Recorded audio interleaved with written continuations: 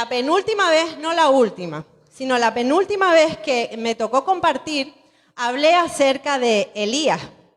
Y si tú no conoces a Elías o no recuerdas quién es, Elías fue un gran profeta de Dios en el pueblo de Israel. Era un hombre comprometido y apasionado que luchó con todas sus fuerzas para que Israel dejara la idolatría atrás y se rindiera de una vez por todas al único y verdadero Dios. Pero Elías llegó a un punto de su vida en el que se sentía derrotado, se sentía frustrado, porque no importaba cuánto esfuerzo personal él pusiera, no importaba cuántas señales milagrosas Dios mandara a su pueblo, no importaba cuánto se manifestara Dios entre ellos, que parecía que al final todo salía mal. Siempre volvían una y otra vez a la idolatría. Y esto frustraba a Elías porque parecía que el pueblo se estaba condenando a sí mismo a ser idólatra siempre. Era un pueblo cabezota, un pueblo que no entraba en razón. Y en el punto que lo dejamos ese domingo, Elías estaba desgastado, se sentía desesperado por toda esta situación, ¿no? Y estaba tan mal que llegó a pensar, de verdad, él se convenció que era el único en todo Israel que amaba a Dios y que permanecía fiel a Dios. Él llegó a un punto que se colapsó, ¿no? Para él ya no tenía sentido seguir luchando contra la corriente. Y en ese punto veíamos que Elías huyó a esconderse, porque unido a la rebeldía que lo frustraba del pueblo de Israel, también le habían hecho llegar una amenaza de muerte contra su propia persona. Y vimos que cuando justo Elías ya no podía más, él quería tirar la toalla, ya se daba por vencido, Dios le da una nueva misión. Y vamos a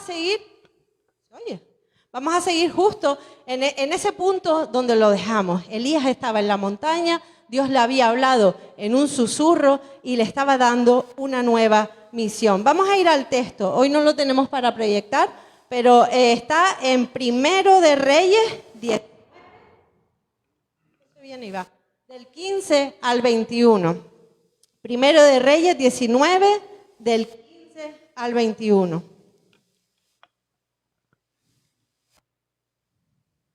Más o menos ya lo tienen. Entonces el Señor le dijo: regresa por el mismo camino que viniste y sigue hasta el desierto de Damasco. Cuando llegues allí, unge a Hazael para que sea rey de Aram. Después unge a Jehú, nieto de Nimsi, para que sea rey de Israel. Y unge a Eliseo, hijo de Safat, de la tierra Abel Meholá, para que tome tu lugar como mi profeta. A cualquiera que escape de Hazael, Jehú lo matará, y a los que escapen de Jehú, Eliseo los matará. Sin embargo, preservaré otros 7,000 en Israel, quienes nunca se han inclinado ante Baal ni lo han besado. Entonces Elías fue y encontró a Eliseo, hijo de Safat, arando un campo. Había 12 pares de bueyes en el campo, y Eliseo araba con el último par. Elías se acercó a él, le echó su manto sobre los hombros y siguió caminando. Eliseo dejó los bueyes donde estaban, salió corriendo detrás de Elías y le dijo: deja que primero me despida de mis padres con un beso y luego iré con usted. Elías respondió: regresa, pero piensa en lo que te hice. Entonces Eliseo regresó a donde estaban sus bueyes y los mató. Con la madera del arado hizo una fogata para asar la carne. Repartió la carne asada entre la gente del pueblo y todos comieron. Después se fue con Elías como su ayudante. Vemos que para empezar, Dios le manda a hacer a Elías el camino de vueltas, ¿no? Porque en su desesperación, Elías emprendió ese camino sin consultar con Dios si Dios quería que hiciera eso. Él simplemente huyó en la dirección que él creía que era la correcta. Y cuando Dios lo encuentra, le dice: ¿pero qué haces aquí? ¿Qué haces aquí? ¿Por qué estás tan negativo? ¿Por qué piensas que estás tú solo ante esto? ¿Por qué piensas que está todo perdido? No estás solo. Hay muchos más como tú. Dice 7,000. No sé si es un número simbólico o es un número real, pero hay muchos más. No estás tú solo. Así que, igual que viniste, coge el mismo camino de vuelta, vete por donde viniste, que yo te voy a decir lo que hay que hacer. Y le dijo que ungiera a 3 personas, a 2 reyes y a un profeta. Y hoy nos vamos a centrar en este último, en el profeta, en Eliseo. Así que Elías fue al lugar donde vivía Eliseo, un lugar llamado Abel Meholá. No sé cómo lo pone en sus versiones, pero el sitio se llamaba Abel Meholá. Que dicho así, pues para nosotros no significa nada ese nombre, no nos dice nada. Pero Abel Meholá significa prado de la danza. Y allí, en ese prado de la danza, Elías encontró a Eliseo arando la tierra con unos bueyes, 24 bueyes para ser exactos, ¿no? Porque dice 12 yuntas de bueyes, los bueyes iban de 2 en 2, 24 bueyes. Y en cuanto supe lo que significaba Abel Meholá, que significa, ¿se acuerdan? Lo acabo de decir, prado de la danza, ¿no? Mi mente hizo una conexión con Hobbiton. ¿Saben lo que es Hobbiton? Levanten las manos, a ver. Nadie sabe lo que es Hobbiton. ¿Tú sabes lo que es Hobbiton? Otro friki igual que yo, otro friki allá atrás. ¿Nadie más? Más o menos, ¿no? ¿Lo buscaste? Qué fuerte. Hizo trampa. Y tú también hiciste trampa. Vale. Si has visto El Señor de los Anillos, que si no, no entiendo qué haces con tu vida, pero no lo has visto. Lo tuviste que buscar que no lo has visto. Pero si no lo has visto, yo te voy a ayudar un poquito con la cultura y te voy a poner un pequeño vídeo sobre qué es Hobbiton. Y me gustaría que te quedaras sobre todo, aparte de con las imágenes que vas a ver, con la parte en la que el protagonista describe ese lugar. Vamos a ver el vídeo.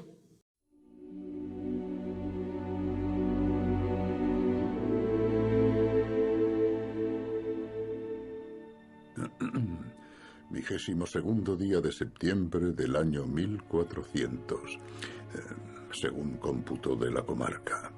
Bolsón cerrado, bolsón de tirada, Hobbiton, Cuaderna del Oeste, la comarca, la Tierra Media.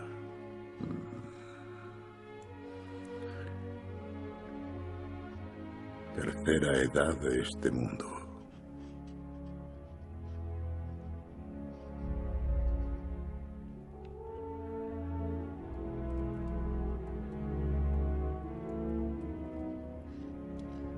Partida y regreso.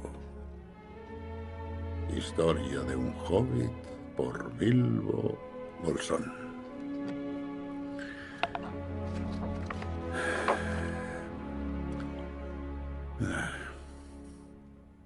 A ver por dónde empezamos. Ah, sí. Acerca de los hobbits. Los hobbits han habitado y cultivado las 4 cuadernas de la comarca durante cientos y cientos de años, muy satisfechos de ignorar y ser ignorados por el mundo de la gente grande. Dado el gran número de extrañas criaturas que pueblan la Tierra Media más allá de lo imaginable, los hobbits deben de parecer de poca importancia, pues no gozan de fama de buenos guerreros, ni se cuentan entre los más sabios.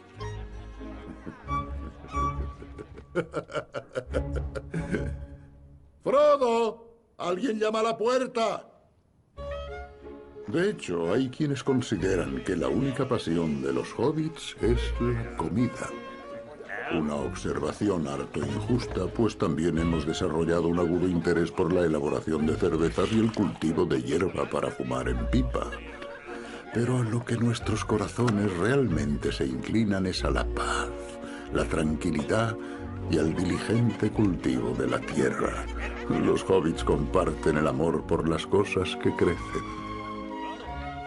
Y en efecto, no cabe duda que para otros nuestras costumbres resultan peculiares. Pero hoy más que nunca lo veo con absoluta claridad. No No hay nada mejor que gozar de los pequeños placeres de una vida sencilla. Si quieren, ya ven la película entera, pero otro día, porque es bastante larga.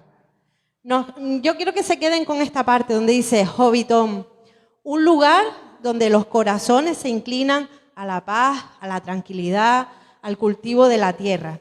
No hay nada mejor que gozar de los placeres de una vida sencilla. ¿Te puedes imaginar por un momento, te puedes montar la película, igual que hago yo, por un momento, puedes imaginar que Abel Meholá es Hobbiton? ¿Lo puedes imaginar en tu cabeza ya habiendo visto las imágenes? Un lugar de paz. Y volviendo al texto, sigue con la imagen, pero vamos a volver al texto. Volviendo al texto que leímos, podemos deducir varias cosas. La primera cosa es que Eliseo tenía una buena posición económica, ¿no? Porque la gente pobre no se podía permitir tener 24 bueyes, porque hay que mantenerlos. Y eso es dinerito, ¿no? Y menos tener 24 bueyes propios y darte el lujo de sacrificar a 2 para hacer un asadero. Hasta el palo que unía a los 2 bueyes lo cogió y formó el asadero allí con la misma. En segundo lugar, vemos que Eliseo tenía un trabajo estable, una situación económica estable, que tenía responsabilidades. En tercer lugar, amaba a su familia, porque no se quería ir de allí sin despedirse de ellos, ¿no? Hizo una fiesta justo antes de irse. En cuarto lugar, era un hombre que no solamente estaba disponible, aunque estaba ocupado, estaba trabajando, sino que también estaba dispuesto a hacer lo que hiciera falta hacer. Y en quinto lugar, entendió a la primera aquel extraño gesto que hizo Elías, ¿no? Porque para nosotros es algo raro que tú estás tan tranquilo trabajando, viene alguien, te tira un manto por encima, no te dice nada y se larga corriendo. Pero Eliseo, al parecer, entendió perfectamente lo que aquello significaba. Aquello significaba que el profeta lo estaba llamando a seguirlo. El profeta lo estaba llamando a ser su discípulo, a ser su sucesor. Y además de estos datos, te voy a dejar también otros datos curiosos para que te termines de imaginar a Eliseo, ¿no? Para que lo conozcas un poco más. También podemos deducir que era un hombre fuerte, que era un hombre joven, y además esto no lo deducimos, sino que lo dice, era un hombre calvo. Imagínatelo, totalmente calvo. Y no te olvides, Eliseo, ¿dónde vivía? Abel Meholá, en Hobbiton. En Hobbiton. Vamos a pensar que era Hobbiton, ¿no? Un lugar genial, un lugar ideal para vivir, tranquilito, sin problemas. A lo mejor cuando eres joven no valoras tanto eso, pero cuando ya vas teniendo mi edad, es como, qué guay, no tener vecinos que griten y que la estén armando, sino tranquilidad, sin problemas. Además era un joven de buena posición, ¿no? Y podía haber usado esto como excusa cuando Elías le tiró el manto, ¿no? Hubiese dicho, mira, Dios, yo no tengo necesidad de esto ahora mismo. En este momento de mi vida yo tengo mucho lío, tengo mucho trabajo y además tengo todo lo que necesito. Mis necesidades están cubiertas, mi vida es guay aquí en mi Hobbiton, en mi Abel Meholá. Yo no tengo necesidad de estarme enredando con estos asuntos de profetas ni de eso, ¿no? ¿Y por qué no? Lo podía haber hecho. Muchos otros antes que él habían dado excusas más tontas que él. Por ejemplo, Moisés, el libertador de Israel. La excusa que le puso a Dios fue, es que soy tardo en el habla y torpe de lengua. Gedeón, un gran juez y un guerrero de Israel. La excusa que puso fue, es que soy pobre, soy el más pequeño de todos mis hermanos, no tengo recursos, pobrecito de mí. Salomón, el rey más sabio de todos los tiempos, puso como excusa que era joven, que no tenía experiencia y que además era tonto. Pero Eliseo fue diferente. Y al darse cuenta de lo que estaba pasando, él no se hizo el loco, no lo dejó pasar, sino que se fue corriendo detrás de la oportunidad que se le acababa de presentar, ¿no? Se podía haber hecho el loco, le hubiese dicho, Señor, se le cayó aquí el manto, pero fue corriendo detrás de él. Eliseo aceptó este llamado a dejar atrás una vida de comodidad, a dejar atrás su hogar, su estabilidad, para seguir una vida que iba a ser impredecible y que además iba a llevar un sacrificio personal, ¿no? Y a veces cuando pensamos en esto del llamado, pensamos directamente en personas súper especiales, como Eliseo, ¿no? Pensamos, no, eso es solamente para unos cuantos elegidos, que Dios los llama a un ministerio específico, pero en realidad todos somos llamados. Hay lugar para todos. Dios no tiene hijos favoritos. Se trata de ser obedientes y de estar dispuestos. Tú no necesitas ni ser ni guapo, ni popular, ni una persona con mucho carisma, un carácter muy alegre, una persona que tiene facilidad para hablar con todo el mundo. No necesitas ser glamuroso, no necesitas ser perfecto para recibir el llamado de Dios. Y la primera vez que se hace mención a Eliseo es esta historia que acabamos de leer. Y vemos que es una historia que no tiene nada ni de espectacular, ni de glamurosa, ni el trabajo que Eliseo estaba haciendo era la gran maravilla, sino que estaba trabajando en el campo. Y cuando uno está trabajando en el campo, está sudando, seguramente oliendo mal, porque tierra con sudor, eso huele a perro muerto, y además estaría todo lleno de tierra, todo manchado, con unas fachas que pa' qué, ¿no? Y Eliseo nos muestra que para poder avanzar hacia eso que Dios nos tiene preparados para nosotros, y no solamente lo que tiene preparado para nosotros, sino hacia eso que Dios puede hacer a través de nosotros, tenemos que dar un paso adelante y dejar atrás nuestra seguridad. Tenemos que salir de nuestra zona de confort. Tenemos que abandonar Jovitón. Tenemos que dejarla atrás, porque Jovitón es ese lugar donde todo está bajo control, todo es paz, todo es calma, todo está dentro de un ambiente en el que yo puedo controlar las cosas. Pero tenemos que dar un paso más allá y empezar a depender de Dios, empezar a confiar en que Dios es el que tiene el control de todas las cosas. Pero como les decía, el llamado no es un llamado solamente para los favoritos. Todos los creyentes tenemos un llamado que podríamos llamarlo el llamado general, un llamado general para todos, ¿no? Un llamado a ser discípulos y a hacer discípulos. El pronunciar la S y no la C me cuesta, pero se entiende, ¿no? Ser discípulos, hacer discípulos. Primero hay que ser y luego hacer. Primero tenemos que imitar nosotros a Jesús, ser moldeados por Él, para luego enseñar a otros cómo ser como Jesús. Y este llamado general es el llamado de la Gran Comisión, que lo encontramos en Mateo 28.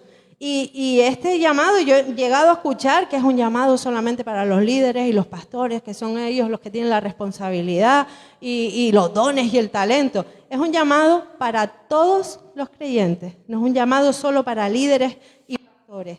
Y vamos a leerlo, Mateo 28, se los leo yo si quieren, del 18 al 20. Dice, Jesús se acercó y dijo a sus discípulos, se me ha dado toda autoridad en el cielo y en la tierra. Por lo tanto, vayan y hagan discípulos a todas las naciones, bautizándolos en el nombre del Padre y del Hijo y del Espíritu Santo. Enseñen a los nuevos discípulos a obedecer todos los mandatos que les he dado. Y tengan esto por seguro, que estoy con ustedes siempre hasta el fin de los tiempos. El versículo 18 nos da el porqué de este llamado, el porqué de esta misión. Dice, porque Jesús es el Señor. Jesús es el que tiene la autoridad en el cielo y en la tierra. Y porque Jesús es el Señor, nosotros tenemos que hacer discípulos. ¿Y cómo hacemos esto? Bautizándolos y enseñándoles a obedecer los mandamientos. Así que nuestra misión, nuestro deber, que no es una sugerencia, yo no sé, porque a veces leemos esto como si fuera una sugerencia, no lo es. Hagan es un imperativo, o sea, no te está diciendo si te parece, si tienes tiempo, si te cuadra dentro de tus planes, no está diciendo eso, te dice que vayas y lo hagas, porque nuestro llamado es vivir vidas que reflejen a Jesús y enseñar a otros a vivir vidas que reflejen a Jesús. Que la gente te vea cómo tú vives, cómo tratas a los demás, cómo lidias con el dolor, con la injusticia, con la enfermedad, con la muerte, que vean cómo tú en medio de todo eso puedes vivir con paz y con esperanza y que digan, oye, yo quiero eso que tú tienes, enséñame cómo se hace, que los demás puedan ver en tu vida, que vean en tu vida a Jesús, que tú reflejes a Jesús. Y ese es nuestro llamado general. Así que todos somos llamados, tenemos un llamado general para todos los creyentes sin excepción. No importa que seas feo, que no estés fit, que estés más fat que fit, eso no importa para nada. Para todos los creyentes sin excepción. Así que si tú te consideras creyente y tienes dudas, ¿cuál es tu llamado? Este es tu llamado. O sea, si tenías excusas de aquí para atrás porque no sabías cuál era tu llamado, pues ya te estoy diciendo que este es tu llamado, un llamado general a todos y cada uno de nosotros. Pero luego, aparte del llamado general, hay un llamado que es más específico, ¿no? Porque está claro que no todos vamos a ser pastores, líderes de alabanza, vamos a llevar un grupo de alabanza por todo el mundo, vamos a grabar CDs, ni nada de eso, no todos vamos a ser misioneros a la China, ¿no? Son personas con llamados específicos. Y este llamado específico es el llamado que a algunos los trae de cabeza, porque no tienen ni idea de lo que Dios quiere hacer a través de ellos. Y se sienten mal muchas veces, dicen, yo soy un inútil, yo no valgo para nada. Cuando repartieron los dones, cayeron todos para allá, encima mía no cayó ninguno, no tengo habilidades, no tengo facilidad para nada. No me veo yo capacitado, no entiendo para qué Dios me puede usar a mí. Y hay cristianos a los que se le va la vida preguntándose, ¿cuál será mi llamado? ¿Cuál será mi llamado? Y cuando vienen a darse cuenta, se les han pasado los años, se les ha pasado una vida entera, ya son casi ancianos y no han hecho nada. Solamente se han estado cuestionando y preguntando, ¿cuál será mi llamado? Y es que el llamado específico se descubre en el camino de obedecer el llamado general. Y parece que nosotros a veces queremos hacer así y aterrizar directamente en el punto en el que comenzamos a desarrollar nuestro llamado específico. Pero esto no funciona así en la vida real. Eso es lo que nos gustaría a nosotros, ¿no? Aterrizar de un día para otro. Dios me ha llamado a llevar las escuela dominical, aquí aterrizo. Dios me ha llamado a ser misionero en África, aquí aterrizo, de un día para otro. Pero no funciona así. Se trata de descubrir el llamado específico trabajando en el llamado general, no esperando en tu casa, lamentándote, esperando que alguien toque la puerta y que te entregue ese llamado como si fuera un paquetito de Amazon, ¿no? Que te lo entreguen así en las manos. Las oportunidades surgen mientras uno está trabajando. No se trata de que te frustres, de que te castigues, que pienses yo no valgo para nada, porque no tienes un llamado específico o no lo has descubierto. Se trata de aprovechar las oportunidades. Y a veces dejamos pasar oportunidades porque decimos, eso es una oportunidad pequeña, eso es insignificante, eso no es algo que me va a llevar a mi destino inmediatamente. Porque esa es otra, ¿no? Queremos las cosas y las queremos ya. La cultura en la que vivimos es de todo rapidito, venga que tengo prisa y lo quiero todo ya, lo quiero todo rápido. Y llevamos esa parte de nuestra cultura, la llevamos dentro, ¿no? Y cuando leemos la Biblia, también lo hacemos de esta manera, lo hacemos rápido. Y asumimos, a lo mejor sin darnos cuenta, conscientemente, asumimos que entre un versículo y otro, o entre un capítulo y otro, pasaron a lo mejor unos minutitos, pasaron a lo mejor unas horas, unos días, como mucho unas semanas, ¿no? Porque están ahí unos colocados detrás de otros. Pero cuando no solamente leemos así rapidito, sino que nos paramos a estudiar, nos paramos a profundizar, nos vamos a dar cuenta que entre que se produce el llamado y la ejecución de ese llamado, entre que se produce la promesa y el cumplimiento de esa promesa, normalmente no pasan unos minutitos, normalmente no pasan unas horas, sino que los días se convierten en años, los años en décadas, las décadas a veces en siglos y los siglos a veces en milenios, ¿no? Todavía estamos esperando que se cumplan algunas promesas. ¿Y por qué digo esto? Porque quizás podríamos estar pensando, como lo leímos así rápido, podríamos estar pensando que entre que Elías le tiró el manto a Eliseo y el momento en el que Eliseo empezó a ejercer su ministerio, pasaron solamente unos días, ¿no? Pues seguimos leyendo, son unos cuantos capítulos más y ya de repente Eliseo es profeta. Pero en realidad pasaron entre 7 y 10 años, porque aunque el fin era que Eliseo acabara siendo el sucesor de Elías, tenía que pasar un periodo de formación. Y según en la versión en la que lo leas, dice que Eliseo pasó a ser, la versión más generosa, más bonita que nos gusta leer, es que pasó a ser la mano derecha de Elías. Otras versiones le bajan un poco al nivel y dice que pasó a ser el ayudante. Y otras versiones lo muestran crudito, tal y como fue. Eliseo pasó a ser el criado de Elías, el sirviente de Elías, entre 7 y 10 años. No pasaron unos minutitos, no pasaron unas horas, no pasaron unos días, pasaron años. Las cosas no sucedieron de un momento para otro. Primero fue llamado como discípulo. Su carácter tenía que ser formado. Y no fue hasta el día en que el Señor se llevó a Elías que Eliseo comenzó su ministerio profético. Elías le echó el manto por encima, ¿no? Como diciendo, esta es la autoridad, esto es el manto de profeta, ha sido elegido como sucesor. Y podríamos asumir que como le tiró el manto, pues ya Eliseo se quedó con el manto puesto, ¿no? Pero si seguimos leyendo, vemos que el manto volvió a Elías. El que siguió usando ese manto de autoridad era Elías. Y hasta que el Señor se llevó a Elías, que se cayó ese manto, Eliseo no lo usó, no llegó su momento hasta ese día.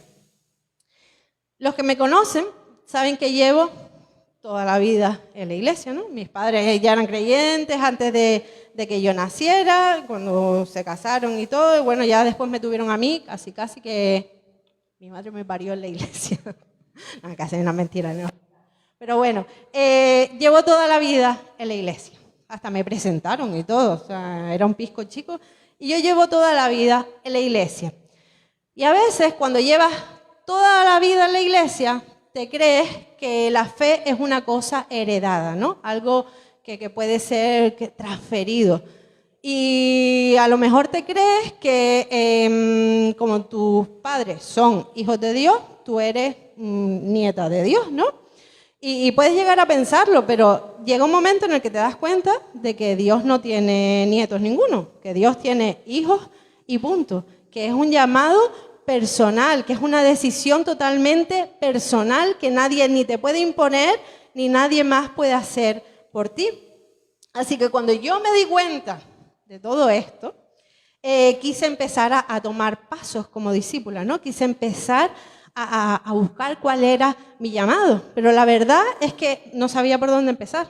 Estaba súper perdida, ¿no? Me empecé a atormentar, a comerme la cabeza, cuál será mi propósito, cuál será mi llamado, no sé cuál es, no sé qué dones tengo, no sé ni por dónde empezar. Y estuve así un tiempo larguito, no sé si a lo mejor duró como un año esa crisis, ¿no? Y me di cuenta de que si en realidad yo quería servir a Dios, tenía que empezar por algún sitio, ¿no? Es lógico, las cosas empiezan por algún sitio. Y tenía que empezar por cualquier cosa, aunque fuera algo insignificante, aunque fuera algo que no me fuera a llevar inmediatamente al destino que Dios tenía preparado para mí. Así que, ¿qué hice? Me apunté a limpiar la iglesia. Era insignificante, pero oye, ya es algo. Para no hacer nada, bueno, pues estaba limpiando la iglesia. Luego me empezó a llamar la atención la música, ¿no? Así que yo dije, bueno, voy a aprender. Cogí una guitarra, cogí un cancionero que tenía sus notitas, sus acordes, y rasca, rasca, rasca esa guitarra por los vecinos, pobrecitos los que vivían conmigo, hasta que un día eso empezó a sonar medio que, ¿no? Y cuando empezó a sonar medio decente, pues yo dije, bueno, pues vamos a colaborar aquí con el grupo de alabanza. Pero seguía sin encontrar de todo mi lugar. También probé con el grupo de mimos, con el club de los niños del barrio, empecé a dar clases de escuela dominical y luego ya me casé y nos vinimos a Fuerteventura, porque todo eso pasó allá en Gran Canaria. Y aquí había unos jóvenes, que antes eran jóvenes, ya no son jóvenes. Habían unos jóvenes y nadie estaba llevando ese grupo de jóvenes. O sea, los jóvenes sí iban, entraban, salían de la iglesia, pero no había alguien que estuviera encargado de ellos. Así que sin tener ni idea ni de cómo se hacía ni de nada, empezamos a llevar ese grupo de jóvenes y empezamos también pues a ayudar con la alabanza. Y luego pasaron muchos años y muchas cosas en un proceso de formación que desembocó en lo que ahora estamos haciendo. Ahora estamos pastoreando la iglesia. ¿Y cómo descubrí yo que el llamado era a pastorear? ¿Cómo creen? ¿Por ciencia infusa? No, señores. Lo descubrí en el camino. Todo empezó por un deseo de querer servir, por ayudar a cubrir esas necesidades que iban surgiendo. Y en ese proceso, en ese camino, todo empezó a tomar forma y todo empezó a verse más claro.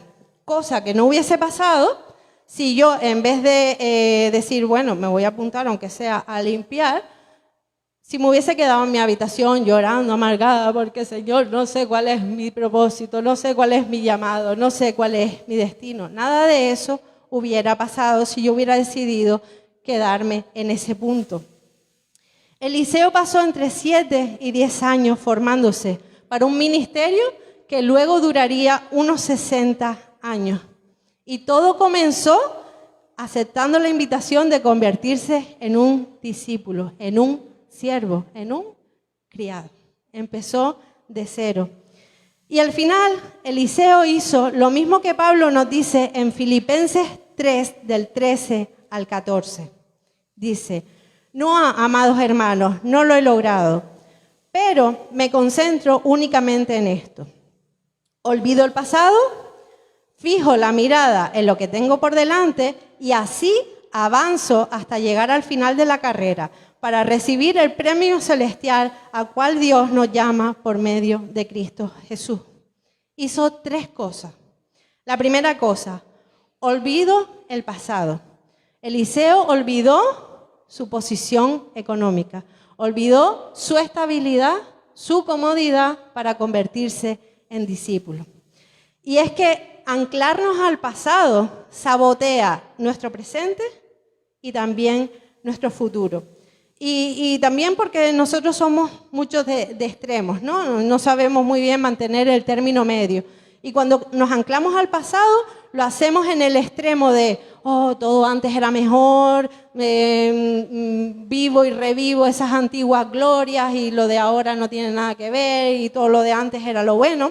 O nos vamos al otro extremo de sentir tanta vergüenza y tanta culpabilidad por lo que yo era antes de conocer a Jesús, que nos sentimos mal cuando fallamos y recordamos lo que éramos, ¿no? Empezamos a convencernos de, yo no he cambiado, mira, otra vez estoy en las mismas cosas, cayendo en las mismas historias, Dios no ha hecho nada conmigo, soy una hipócrita, mira tú, me paro ahí delante de la gente a enseñarles cosas cuando yo tengo un montón de cosas que corregir y es que Dios no puede usar una miserable de semejante calaña, ¿no? Nos vamos a ese extremo, ¿no? De darnos pena y lástima.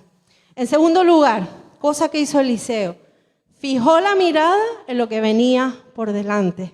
Se concentró, no importando lo largo o lo duro que fuera el camino, lo largo y lo duro que iba a ser ese periodo de formación y todas las dificultades y las incomodidades a las que iba a tener que enfrentar. Iba a renunciar a su posición bien para ser un sirviente. Y en tercer lugar, avanzó hasta el final de la carrera.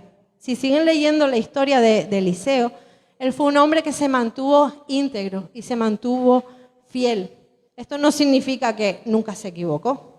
Se equivocó igual que nos equivocamos todos, falló un montón de veces y seguramente un montón de veces también se desanimó porque no veía los resultados que quería ver. Pero Eliseo no tiró la toalla.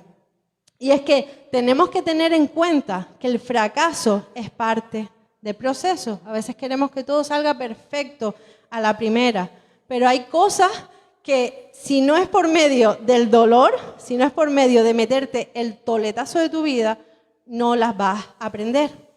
¿Cómo se aprende a ser vulnerable? ¿Cómo se aprende a ser humilde y a depender de Dios? ¿Cómo se aprende? Se aprende en la abundancia, se aprende en el éxito, se aprende cuando todo va súper bien y sobre ruedas. Por experiencia propia les digo que no, que más bien todo lo contrario.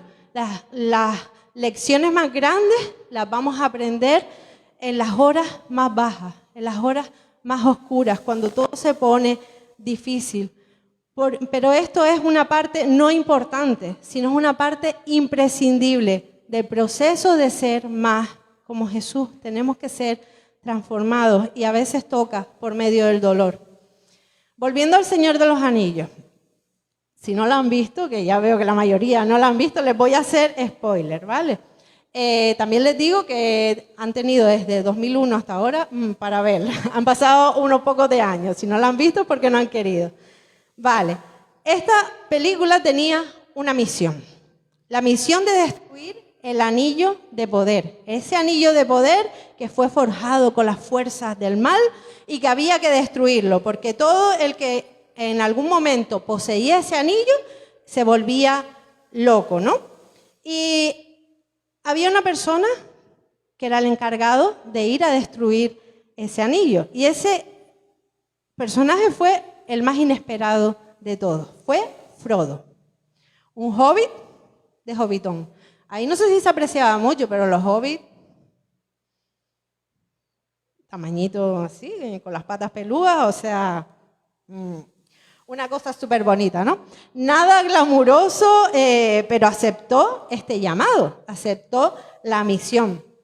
Y en las películas pues se ve que pasó por ese largo camino, pasó muchas dificultades, incluso en alguna ocasión casi cede a la tentación de pasarse al lado oscuro, se ponía a quitarse y a ponerse el anillo y se le iba un poco la pinza, ¿no? Y a veces también deseó volverse atrás porque decías que yo no puedo, que soy un inútil, que yo no voy a alcanzar, pero al final se centró en el fin de ese propósito para el que había sido llamado y logró el objetivo. Logró llegar a Mordor y que ese anillo de poder malvado fuera destruido. Vale, ya les acabo de reventar las 3 películas de golpe, pero no importa. La ven, que eso es cultura, y se las disfrutan. Son largas, pero no importa. Seguramente había personas mucho más preparadas. Seguramente que los había mucho más altos, más guapos, más todos, más fuertes que él, ¿no? Pero él estaba dispuesto a obedecer. Y quizás tú te sientes incapaz, te sientes perdido, pero te animo a enfocarte. Céntrate primero en el porqué de ese llamado, el porqué de esa misión, luego en el qué, y ya en el proceso vemos el cómo, ¿no? Porque a veces lo queremos hacer al revés, nos enrollamos en el ¿cómo lo hago? ¿Cómo lo hago? No, eso es lo último, el cómo es lo último. Primero, céntrate en por qué hay que aceptar el llamado. Lo veíamos antes en el versículo 28 de Mateo, en el versículo 18 de Mateo 28. Porque Jesús es el Señor, porque toda la autoridad le ha sido dada. Así que eso significa que es el que manda, es el Señor de todo. Este es el porqué de la misión. Este es el porqué de nuestro llamado. ¿Por qué hacemos las cosas? Porque Jesús es el Señor. Y luego, segundo paso, o sea, no quieres hacer todos los pasos a la vez. Segundo paso, céntrate en el qué. A ver, ¿qué es lo que hay que hacer? ¿Qué hay que hacer en la misión?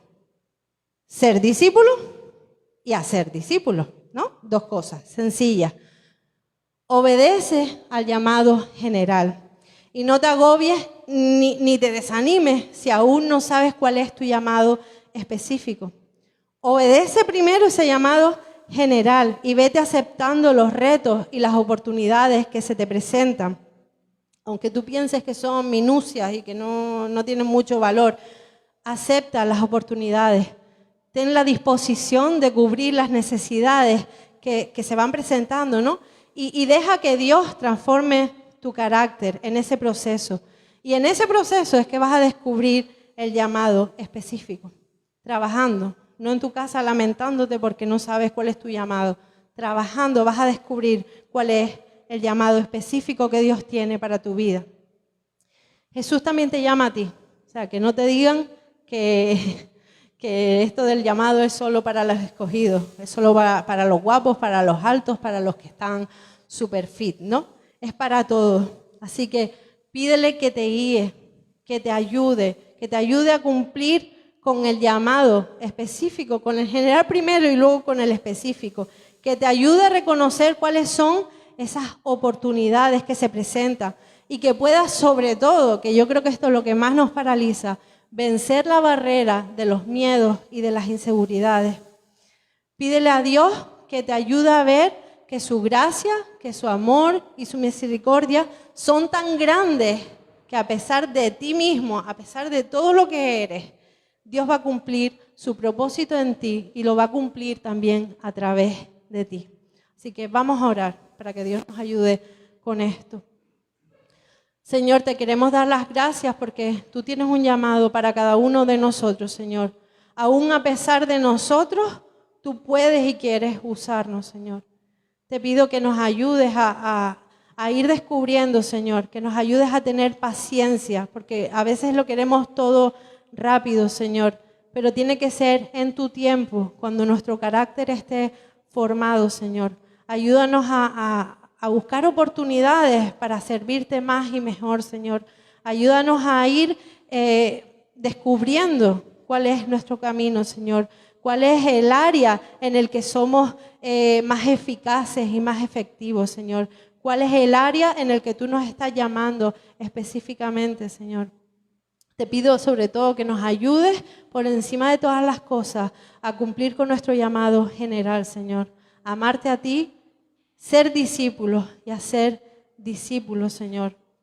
Que las personas puedan ver a través de nuestra vida, que te vean a ti, que no nos vean a nosotros mismos, Señor. Transforma nuestro carácter para que cada vez nos parezcamos menos a nosotros y más a ti. Te damos las gracias por habernos llamado. Te damos las gracias por tu paciencia, por tu amor y tu misericordia. Y te pedimos, Señor, que sigas trabajando en cada uno de nosotros. En el nombre de Jesús. Amén.